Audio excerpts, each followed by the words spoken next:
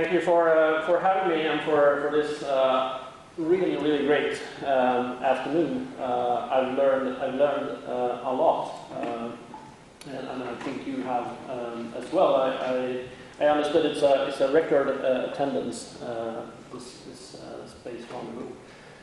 So it's of course great to be here to talk about what role Sweden should have in human spaceflight.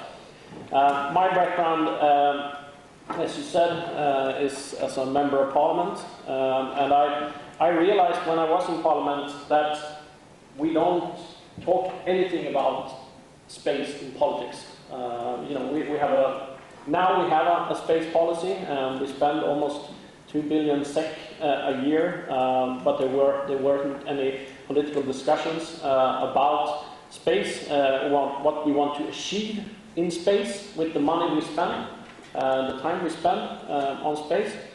So I started talking to a lot of people interested in working in Swedish space companies and organizations. And I learned a lot from that, and I realized that what the #1 goal, I believe, should be is working with human spaceflight. We should do a lot of things, obviously, but I think that is #1. Today, I'm the co-founder and the chairman of the World Institute, and despite the name, we're not only involved in space, but we are going to build a global space community, and we're going to help the Swedish Beyond Atlas team to crowdfund the first mission to an asteroid. But that's in work, and I hope I will be able to, even also outside of Parliament, affect the Swedish space policy. This is from a press conference in the Parliament. You recognize at least 2 of the people in the picture. But the most important one here in this picture is not Krista, and obviously not me, but Eleonora Svanberg, the girl there on the left. Back then she was 17 years old. We invited her to this press conference because we were going to talk about Swedish space policy in general, but especially about the Swedish role in human spaceflight. And we talked about setting up a goal of bringing a Swede to Mars in the 2030s at the latest. It could be early. And she wanted to be that person. She was, like I said, she was 17 years old back then. And at this press conference, she told us why she wanted to be that person, the first Swede on Mars. Because when 10 years earlier, when Krista went up the second time in space, she saw that and she got inspired like nothing else in her life. So that's why she chose to study the things she did in gymnasiet, in high school. That's why she wanted to work in some capacity with space, and that's why she wanted to become an astronaut. And wanted to become the first Swede on Mars, because she got inspired to do really important things in life. Maybe, I don't know, maybe she watches Paradise Hotel and Ex on the Beach and things like that also. But her main goal in life, at least then, wasn't to be part of that, but to do something really important in life and be an inspiration for other people to do the same thing, as Krista was an inspiration for her when she was 7 years old. If she would become the first Swede on Mars, that would say something about what kind of a country we are in Sweden, and what you can do if you live here and if you work hard for something. And she said this, which is one of the greatest things I've ever heard. There's a reason little girls don't dream of becoming princesses anymore. They want to be astronauts. And that is what human spaceflight is all about. Inspiration, but not just inspiration because it's fun or exciting, but because it's very, very important for humanity. And I think that should be the main goal of Swedish space policy. We should have a goal in Swedish space policy to help make humanity become a spacefaring civilization. We should do our part in expanding humanity in the solar system in different ways. And the most important part of that is to get humans out to the moon, to Mars, to other planets and other moons, but to get humanity out into the solar system. Of course, we're not going to do this alone. Sweden by itself won't bring this to reality. But of course, in collaboration with all other nations and with companies and individuals and organizations that are now involved and will be involved in space in the future.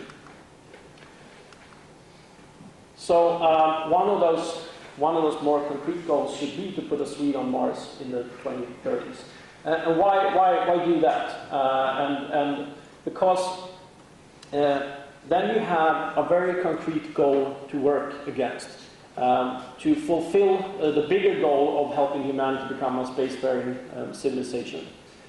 So, of course, like I said, we're not going to have our own space program and do that all by ourselves. We should do that with collaboration with other European nations and with the US or with China or anyone who wants to be a part of this. We should, of course, collaborate with. But I think we should also really collaborate with private companies and organizations that are trying to do this. This could be a collaboration with SpaceX or Blue Origin or some of the other companies with aspirations in the solar system. We don't have to only work with other nations, and we should do that as well. But then now, like I said, now we have a space policy in Sweden. We haven't had that before. That space policy is really good in some parts, but the part that is really lacking, I think, is in human spaceflight. And the word astronaut is not even mentioned in the space policy. It's not even mentioned in a space policy. That's not a space policy if you don't even mention astronauts. You can at least write you're against. We don't want astronauts. You should just mention astronauts in a space policy. Without that, you can't really call it a space policy. So we should have a goal of having more Swedish astronauts. And to do that, there could be several ways, but to do that, we have to move money, the money that goes to ESA, to different programs in ESA. We should move money, so more money will be spent on programs that are involved in human spaceflight. Formally, there's no connection at all with how much money you spend on programs with human spaceflight and how many astronauts you get to send up. But informally, there's a 100% correlation between the two. So if we spend more money on those kind of programs in ESA, we will have more astronauts going up. And if you want a budget post that we can move money away from the Ariane program. Ariane 5 is a nice rocket, very reliable. Now they're developing Ariane 6, but they're not developing it with reusability. So it's going to start flying in 2 or 3 years, and it's going to fly for 10 or 15 years. Imagine where we will be in rocket technology in 15 to 20 years. There will be at least 2 companies, probably several more companies, that will reuse rockets and probably launch them at a much, much lower price than the Ariane 6. So that could be a really nasty budget post in the future. So I think we should shift our money away from that. Actually, we did leave the Ariane program about exactly 10 years ago. So that the previous government said, we're going to leave this program and move the money elsewhere in ESA. So we did that, and after a month or a few weeks, the French government called the Swedish government and said, don't you want that ESS station in Lund? I said, yes, of course, because there were the negotiations in the EU of where to place that ESS. And I said, well, why did you leave the Ariane program? I said, there's no connection between the two. Oh, you don't think there is a connection between the two? There's a very, very strong connection between the two, because if you're not part of Ariane, why should we support you in this? So after a month, we joined the Ariane program again. But now it's built, almost built, so when it's done, we could leave it. I also think it's very important with private human spaceflight. I think the word space tourism has harmed this a little bit, because you only think of wealthy millionaires and billionaires going there. It is those kind of people. I went to one of the Virgin Galactic events in London last year, and you had those kind of Google millionaires and people like that bought a ticket. But you also have people who mortgaged their house, because that's the biggest dream. Number one on the bucket list is to go into space. So they're willing to spend all the money they have to spend 5 or 6 minutes in space. So you have the millionaires, but you also have those really, really big enthusiasts. But there will also be, of course, a lot of research, like you showed here on the zero-G flights. But you can do a lot more of that research from university and academia, but also, of course, companies. I had a chat recently with the CEO of the company Made in Space. That must be the greatest company name ever, Made in Space. That's what they do, they make stuff in space. Fiber optic cables, for example, if you research them in zero or microgravity, and if you can produce them in that kind of environment, you can get a totally different product out of it. So I think there could be a lot of money coming in from companies that want to do research and development in private human spaceflight. And I think this is a real opportunity for Sweden to do this, both the tourism part and the other parts. And I think we should build a spaceport here in Sweden. That, of course, could be, the government could, of course, be involved, but I would prefer if most of the money comes from private companies that want to try to do an investment and get a return on investment some years down the line.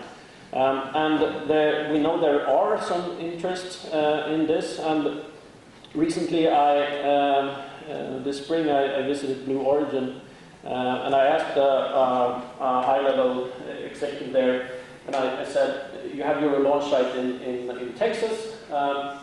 Is there any possibility that you will have launch sites in other places in the world? And they say, most definitely.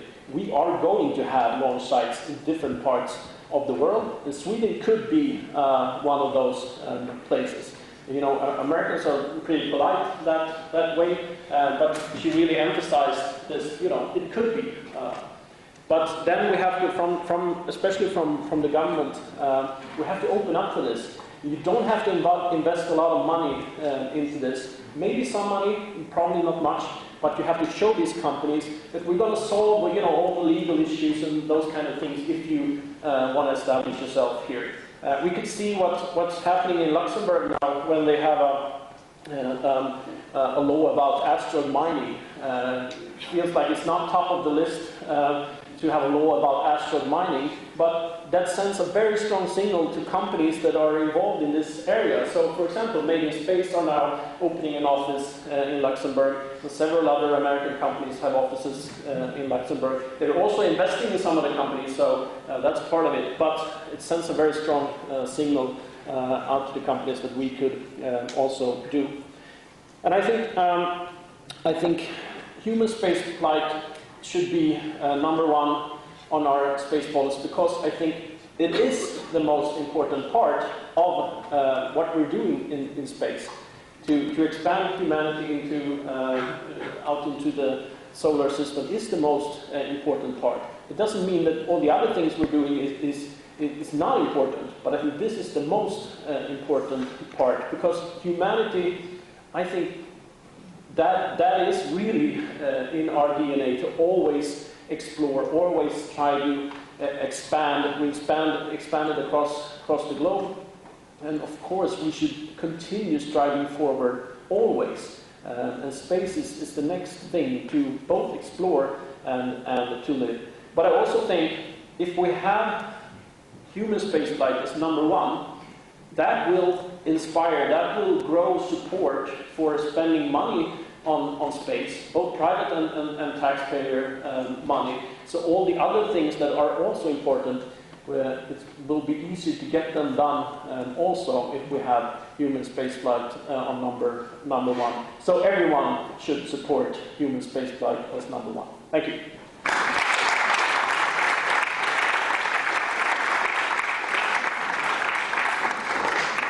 Thank you, Mathias. Next up is the panel discussion, and while we get the panelists up on stage, I would like to hear some questions from the audience.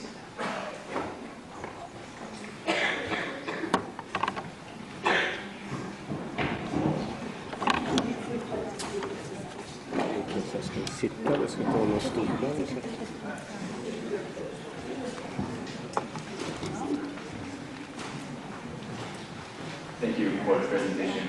Could you please explain a little bit about your organization when you're working at SWART? The Work Institute is started out of a frustration that people are very negative about the progress of the world, and also negative about technological development. So we wanted to start changing that, and our tagline and our goal is to make the future come sooner. We want all those things to happen sooner, and one of those things are in space. We want humanity to expand into space much faster than we're doing right now.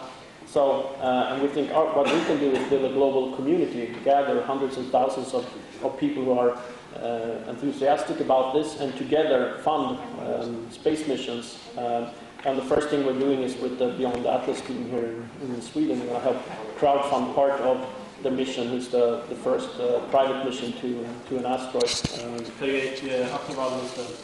Is the man behind Beyond Atlas, was here at the last space rendezvous. So a big space community to make the future in space consider.